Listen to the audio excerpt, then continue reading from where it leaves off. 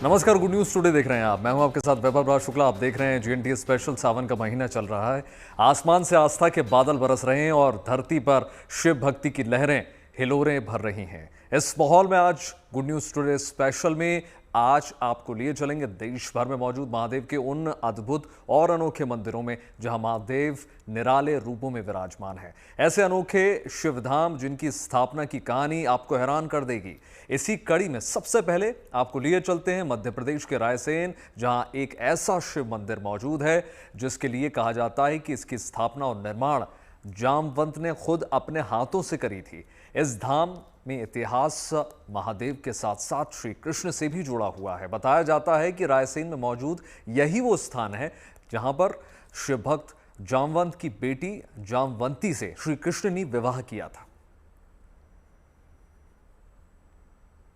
ओम नमः शिवाय, ओम नमः शिवाय, हर हर ओम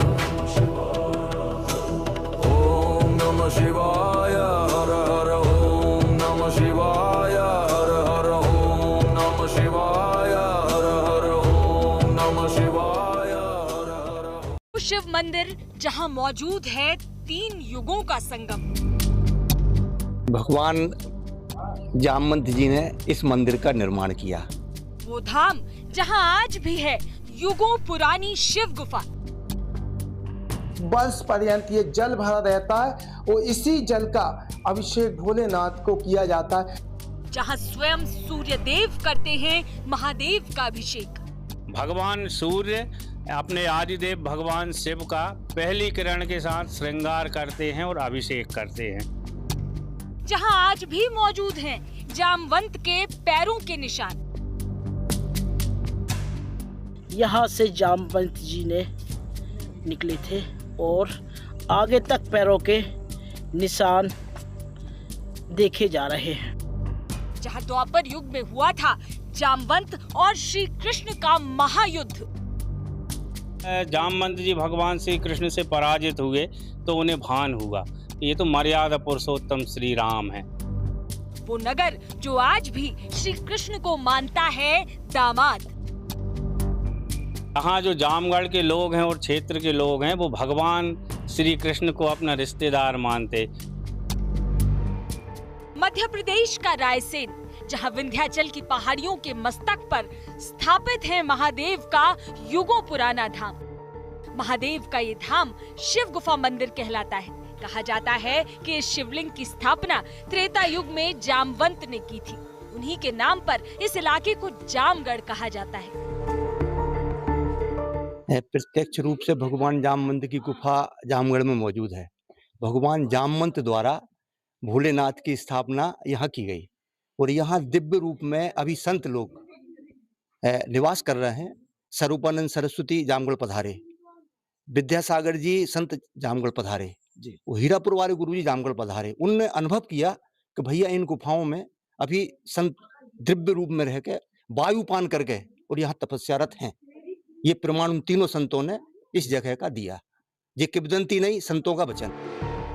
ये गुफा विंध्याचल पर्वतमाला पर लगभग 200 फुट की ऊंचाई पर मौजूद है। गुफा के पास एक कुंड है जिसमें साल भर जल रहता है। इस कुंड से टपकता जल हर समय शिवलिंग का अभिषेक करता है। यहाँ पर एक स्थान और है जिसे हम ये शिव मंदिर जो है ये गुफा मंदिर के नाम से भी जाना जाता है। आप देख सकते हैं ये जल है, ये 500 मीटर फीट के ऊंचाई के बावजूद वर्ष पर्यंत ये जल भरा रहता है और इसी जल का अभिषेक भोलेनाथ को किया जाता है। ऐसा माना जाता है जैसे इसके अंदर जाएंगे और जाने के बाद भी बहुत सारी सीढ़ियां इसके अंदर है। आज भी जो संत योगी महात्मा है इसके अंदर निवास करते, ऐसे लोगों की मानता है। लोग ऐसा मानते हैं। लोगों ने यहाँ ऐसे चमत्कार देखे हैं कि प्रातः काल यहाँ आरती होती है, ढोलक झनकारे और ज्वाला को भी देखा है। दूसरा यही एक स्थान है जहाँ एक एक बूंद करके पानी टपकता है और ये जो पानी टपकता है इसकी एक विशेषता है कि इस जल को जो व्यक्ति धारण करता है या पी लेता है उससे किसी भी प्रकार की असाध्य जो बीमारी होती है उससे उसको मुक्ति मिल जाती है। ये 12 महीने ये जल यहाँ से टपकता रहता है। इस इलाके में मान्यता है कि इस गुफा के अंदर आज भी कई साधु संत जप तप में लीन हैं। स्थानीय लोग कई बार गुफा से भजन कीर्तन की आवाजें आने का दावा भी करते हैं। भगवान शिव का जो प्राचीन शिव गुफा के नाम से विख्यात है और भगवान आदिकाल से यहाँ है। ऐसी किंवदंती है कि जामवंत जी ने भगवान शिव की यहाँ स्थापना की थी।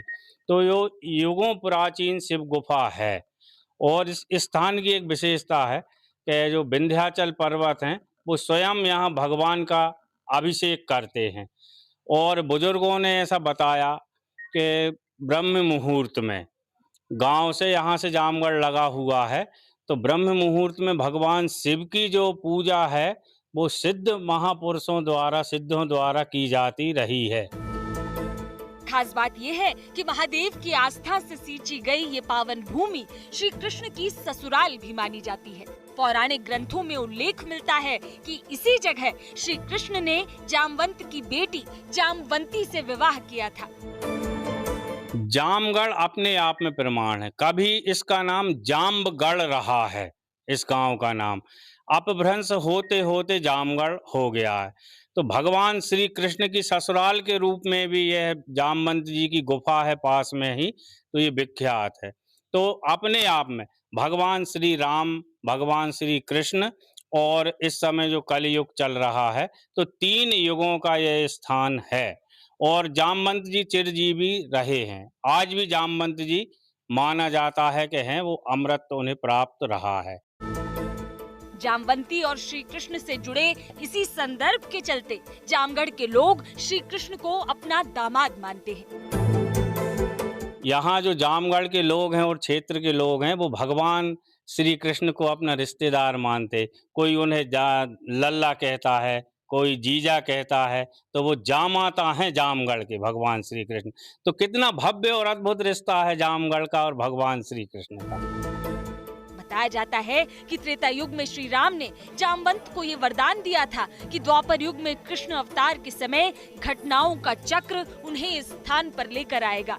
तब कृष्ण रूप में वे जामवंत से युद्ध कर उन्हें परास्त करेंगे। श्रीमद् भागवत महापुराण में इस तरह उल्लेख मिलता है कि स्यमंतक मणि की चोरी का आरोप भगवान श्री कृष्ण पर लगा था।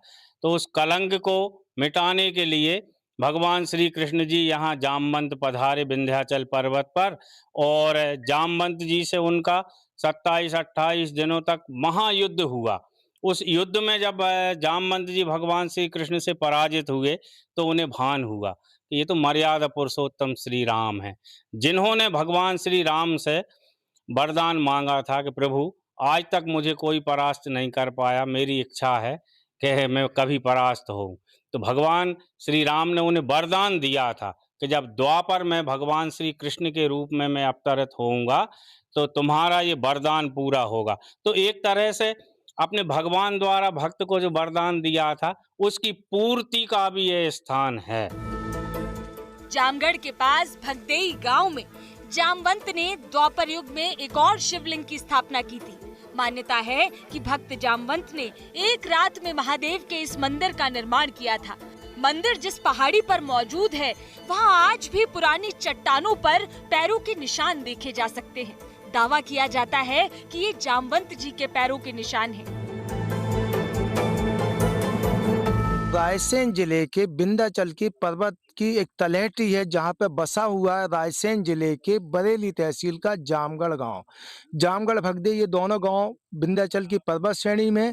वो अभी हमने आपको बताया था कि द्वापर युग के समय जामवंत जी ने जो मंदिर का निर्माण कराया था और निर्माण के बाद जो किंवदंती आई थी, वो किंवदंती के बाद ये स्थिति थी कि जामवंत जी जिस जगह कूदे थे वहां पर पैरों के निशान है। तो आप देख सकते हैं ये पैरों के निशान बने हुए हैं।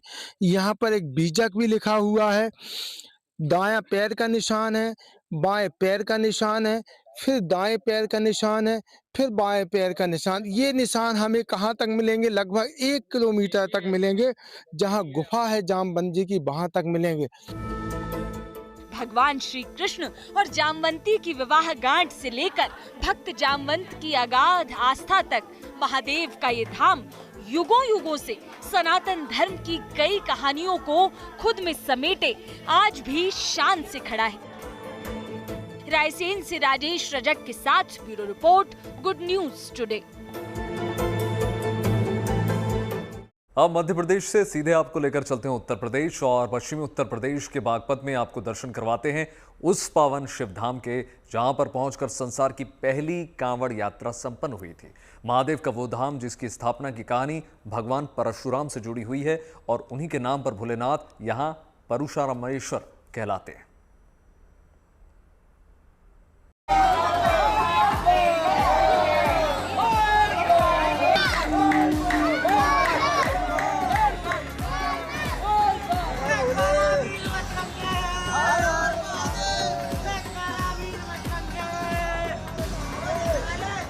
बोल बम का नारा है और भोले का सहारा है। कांधों पर कावड़ में भरा गंगा जल और महादेव की ओर बढ़ते कदम।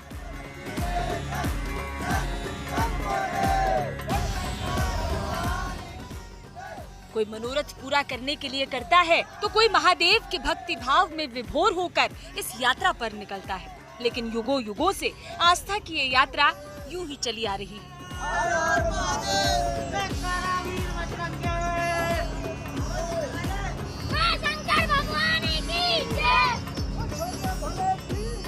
कांवड़ यात्रा के इतिहास की जड़ें पौराणिक काल की गहराई तक जाती हैं। माना जाता है कि भगवान परशुराम ने सबसे पहले कांवड़ यात्रा की शुरुआत की थी और कांवड़ यात्रा की इस कहानी की डोर जुड़ी है बागपत के इस पावन शिवधाम से, जहां भगवान शिव को परशुरामेश्वर रूप में पूजा जाता है।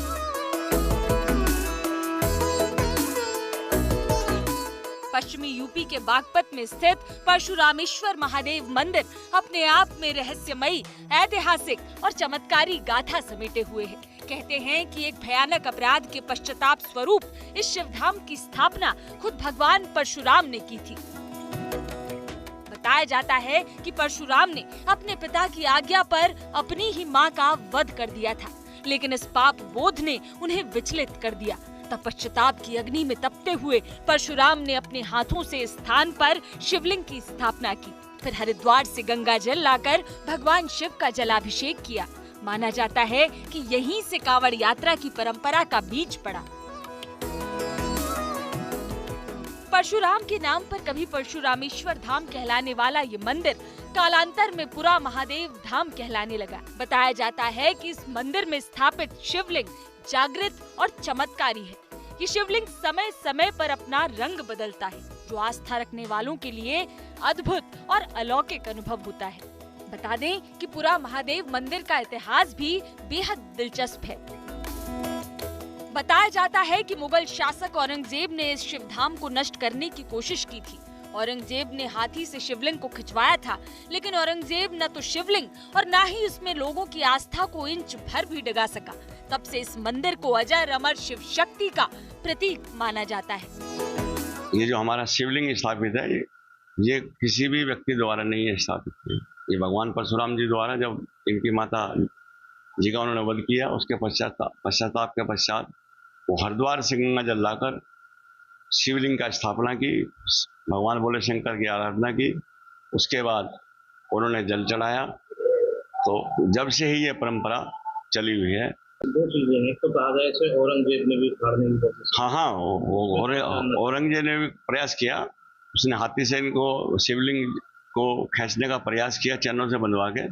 पर लेकिन आज भी आप देखोगे, बिल्कुल जब पश्चिम गेट की तरफ से घुसोगे तो सामने उस पर स्पॉट आया हुआ है, तो वो उसका उसी जबी का स्पॉट है। एक और कहा जा रहा है कि जो शिवलिंग है वो रंग भी बदलता है।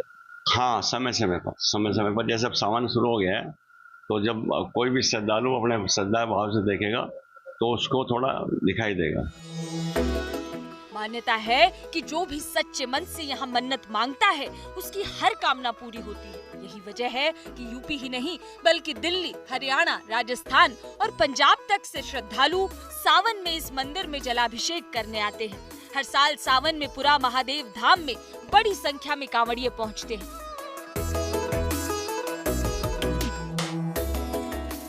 योगी सरकार ने इस ऐतिहासिक धाम को पर्यटन स्थल का दर्जा दिया है। भविष्य में मंदिर प्रांगण को काशी उज्जैन की तर्ज पर विकसित करने की भी योजना है। यानी भविष्य में पूरा महादेव का पावन धाम सिर्फ एक धार्मिक स्थल नहीं, बल्कि उत्तर भारत की संस्कृति, पौराणिक परंपराओं और इतिहास का संगम बन जाएगा। बागपत से मनुदेव उपाध्याय के साथ bureau report, good news today. जितने अद्भुत हैं महादेव, उतने ही अनोखे हैं उनके ये धाम। ऐसा ही एक धाम मौजूद है बुंदेलखंड में, एक ऐसा अद्भुत मंदिर जहां महादेव एक नहीं बल्कि 1000 रूपों में एक साथ दर्शन देते हैं, वो भी एक ही स्थान पर, एक ही गर्भगृह में। इस मंदिर से जुड़ी एक और खास बात कही जाती है, बताया जाता है कि ये वही मंदिर है जहां पर किसी दौर में झांसी की महारानी यानी लक्ष्मीबाई शिव आराधना करने के लिए जाती थी।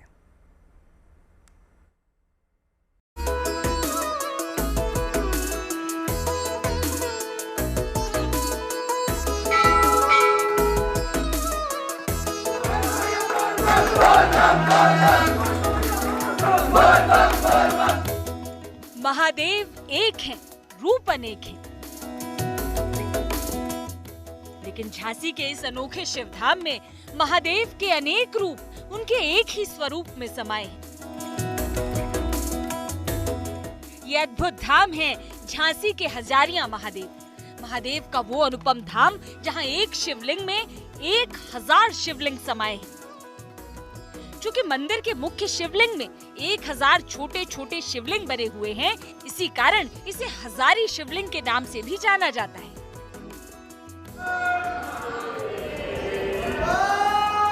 मंदिर के गर्भगृह में मुख्य शिवलिंग के नजदीक जाने पर अनेक छोटे छोटे शिवलिंग नजर आते हैं। मान्यता है कि इस एक शिवलिंग पर जलाभिषेक करने से 1000 शिवलिंगों पर जल चढ़ाने के बराबर फल मिलता है। ये 1108 छोटे छोटे शिवलिंग है, इसलिए इनका नाम हजारिया महादेव है। छोटे छोटे पूरे राउंड है उनके, वो 1108 शिवलिंग है छोटे छोटे।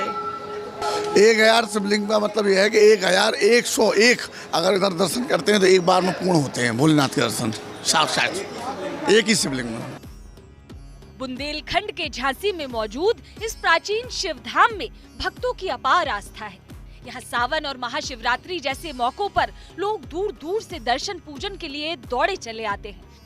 मान्यता है कि यहाँ दर्शन करने वालों की मन्नत जरूर पूरी होती है। इसके बाद श्रद्धालु मंदिर में हवन पूजन और भंडारा करवाते हैं। यहाँ पे जो भी मन्नत मांगी जाती है वो पूरी होती है और उसकी सब लोग जो प्रार्थना करते हैं उसको वो पूरा करने पे आदमी इधर पे जो भी इच्छा पूरी होती है कि उसके उस उपलक्ष्य में भंडारा प्रार्थना वगैरह जो सब करते हैं।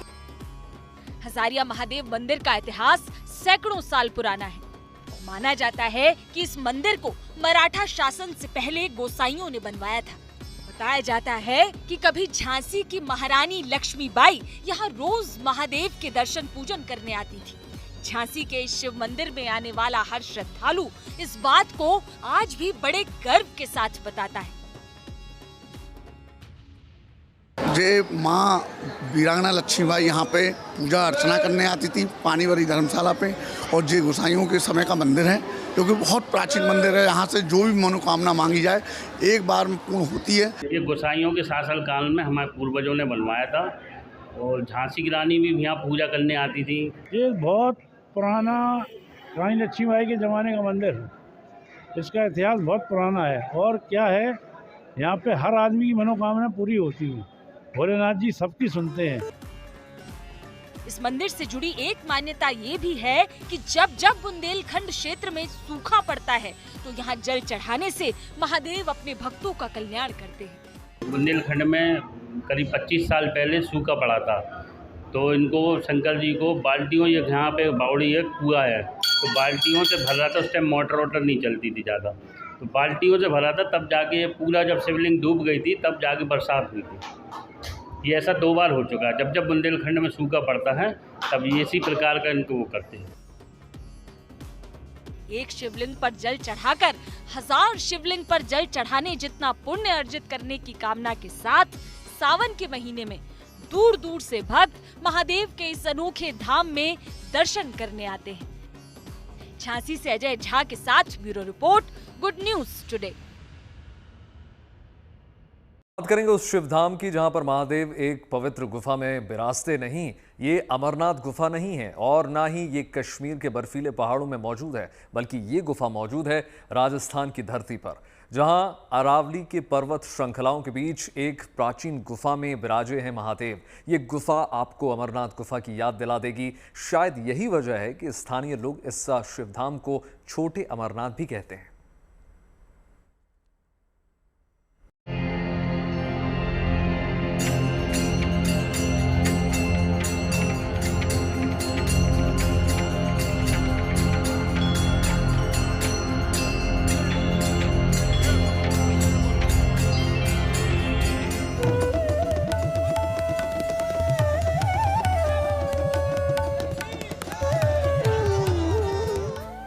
आस्था की एक वो यात्रा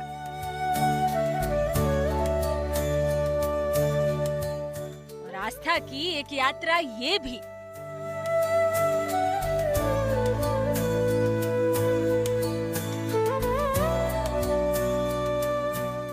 कश्मीर की भूमि पर एक वो अमरनाथ धाम, राजस्थान की धरा पर ये छोटा अमरनाथ धाम।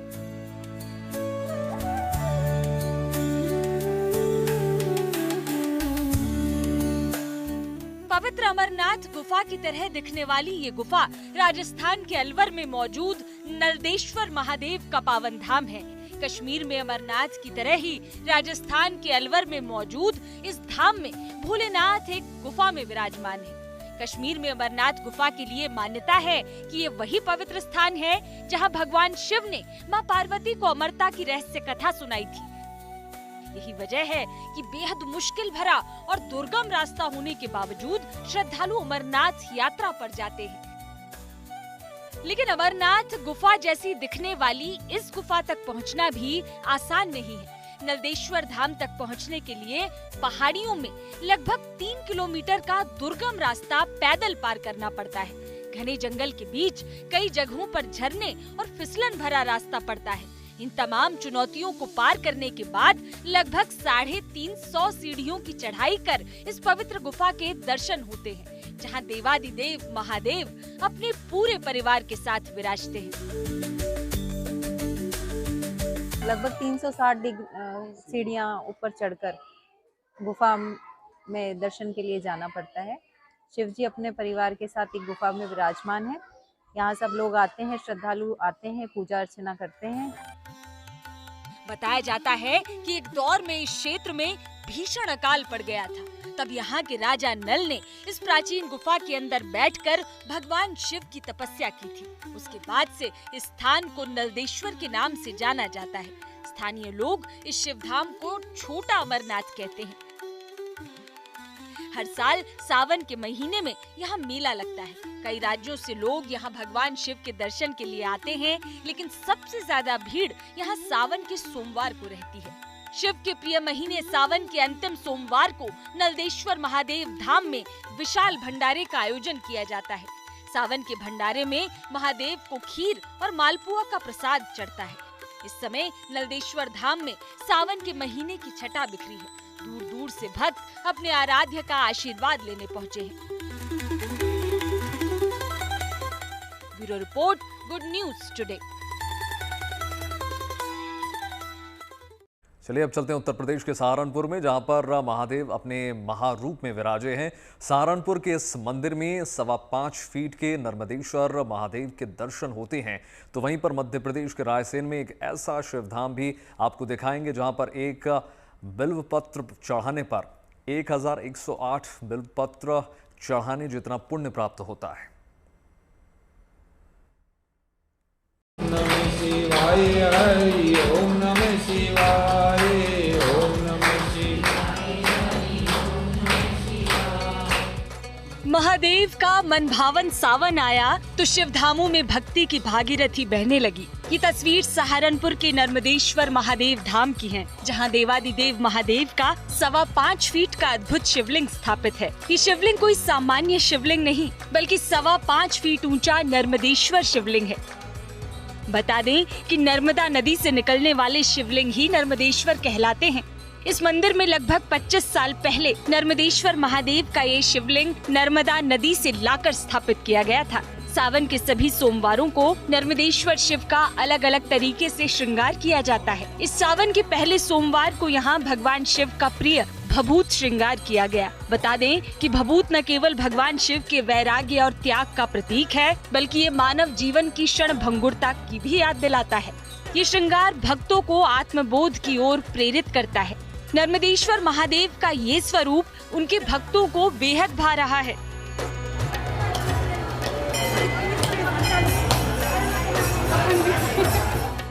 यूपी के सहारनपुर में मां नर्मदा से लाए गए नर्मदेश्वर महादेव की पूजा हो रही है, तो वहीं मध्य प्रदेश में मां नर्मदा के उद्गम स्थल से कुछ दूर रायसेन में महादेव एक और चमत्कारी स्वरूप में पूजे जाते हैं।